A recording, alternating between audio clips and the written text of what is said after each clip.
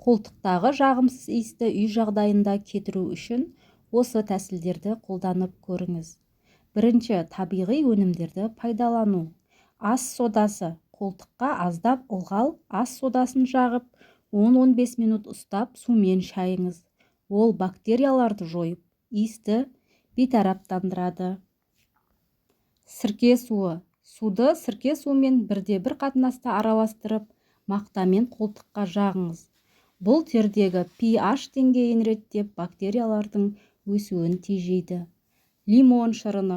Жаңа сықылған лимон шырынын қолтыққа жағып, кепкен соң жуып тастаңыз. Қышқыл орта бактериялар үшін қолайсыз. Екінші, гигиеналық әдеттер. Күнделікті душ қабылдау, әсіресе жаттығудан кейін. Табиғи матадан тігілген киім кию. Синтетика терлетіп, бактериялардың көбеюіне жағдай жасайды. Қолтықты құрғақ ұстап жүру.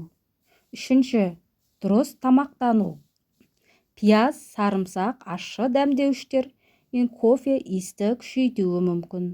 Су ішуді көбейтіп, көкөністер мен жемістерді көбірек тұтыну қажет. Достар, егер видео ұнаған болса, каналыма тіркеліп, лайк басуды ұмытпаңыз.